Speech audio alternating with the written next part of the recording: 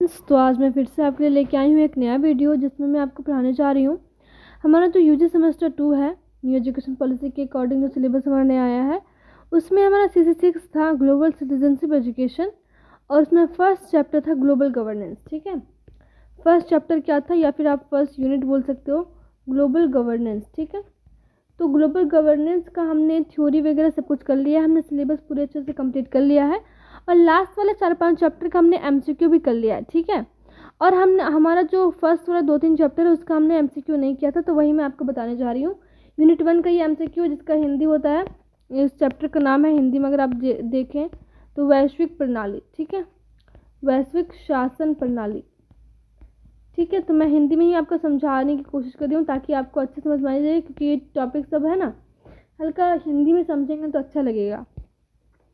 तो देखिए, इसका फर्स्ट जो क्वेश्चन है, ये क्वेश्चन क्या है, मैं सारे ही इंपॉर्टेंट क्वेश्चन ले रही हूँ, कोई भी इजी क्वेश्चन आपको नहीं मिलने वाला है, क्योंकि 25 क्वेश्चन ही आएगा और OMR में आपको देना है, तो हल्का हार्ड ही आएगा। तो मैं जो भी इंपॉर्टेंट क्वेश्चन था वो मैंने सब ले लिया है। तो देखिए, पहला क्वेश्चन क्या है कि भारत में नई आर्थिक नीति कब लागू की गई। तो भारत में नई आर्थिक नीति कब लागू की गई है, आप लोगों को पता होगा। इसका मैं आंसर छोड़ देती हूँ, इसका आंसर आप लोग बताएंगे। ठीक है, फर्स्ट क्वेश्चन का हम लोग जो है सेकंड क्वेश्चन से देखेंगे। विश्व व्यापार संगठन की स्थापना कब हुई थी। विश्व व्यापार संगठन हमारे वैश्विक शासन में बहुत ज़्यादा ही वैल्यू है इसका, विश्व व्यापार संगठन का, क्योंकि जो भी एक दूसरे देश के बीच में जो भी व्यापार होता है तो उसका देख रेख जो है विश्व व्यापार संगठन ही करता है। इसकी स्थापना कब हुई थी, 1995 में। ठीक है, नोट कर ले और याद कर ले, एक बार देखेंगे तो याद हो जाएगा। अब दूसरा क्वेश्चन है, उदारीकरण का अर्थ क्या है। तो उदारीकरण का अर्थ क्या होता है, अर्थव्यवस्था को प्रत्यक्ष नियंत्रण से मुक्त कराना, हाँ ये तो होता है। विभिन्न प्रतिबंधों को समाप्त करना, ये भी ठीक है। अर्थव्यवस्था को खोलना, ये भी ठीक है। तो इसलिए इसका आंसर हो जाएगा उपरोक्त सभी। ठीक है, अगला क्वेश्चन देखते हैं हम लोग। विश्व में किस देश की शासन प्रणाली अध्यक्षात्मक शासन व्यवस्था के का प्रतिनिधित्व करती है। तो कौन प्रतिनिधित्व करती है, इसका संयुक्त राज्य अमेरिका हो जाएगा। ठीक है, सारे क्वेश्चन याद कर लें। निम्नलिखित में से कौन सा सही अध्यक्षात्मक शासन प्रणाली का विशेषता है। अध्यक्षात्मक जो है, अध्यक्षात्मक शासन प्रणाली, इसकी विशेषता कौन सही है। तो कार्यकारिणी का प्रमुख राष्ट्रपति होना, ठीक है ये तो। राष्ट्रपति अपने मंत्री परिषद का चयन स्वयं करता है, ठीक है ये भी। राष्ट्रपति व्यवस्थापिका को भंग नहीं कर सकता है, ये भी सही है। इसलिए इसका आंसर क्या हो जाएगा, ऊपर वर्णित सभी तथ्य सही है। ठीक है, अगला क्वेश्चन देखिए।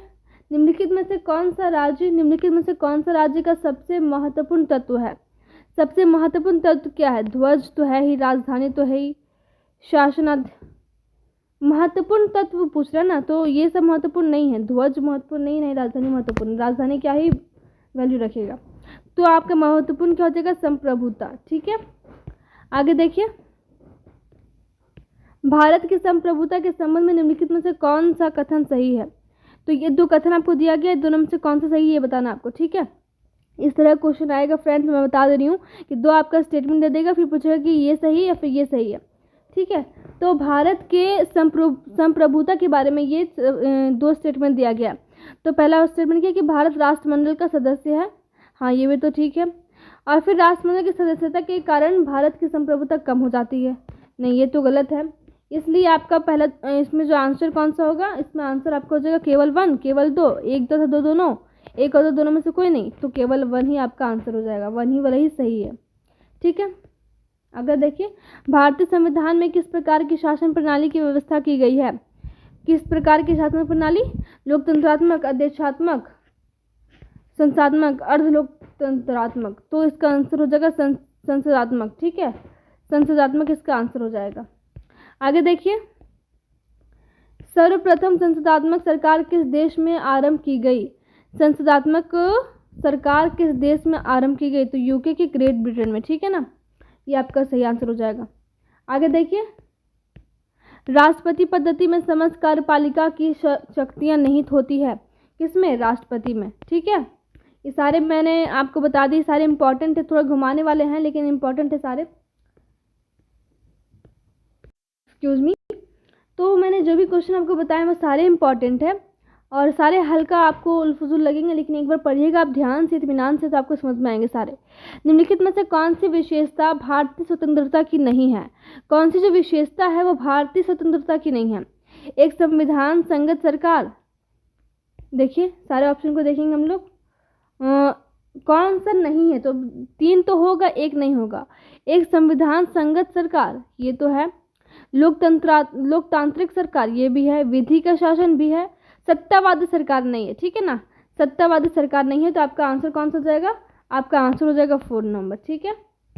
आगे देखिए, भारत एक गणतंत्र है, इसका अर्थ क्या है? सभी मामलों में अंतिम अधिकार जनता के पास है? नहीं। भारत में संसदीय शासन नहीं है। भारत में वंशानुगत शासन नहीं है। भारत राज्यों का संघ नहीं है। भारत राज्यों का संघ है, ठीक है। भारत में संसदीय शासन नहीं है, ये भी ठीक है, ये भी तो ठीक ही है, ये सारे ठीक है।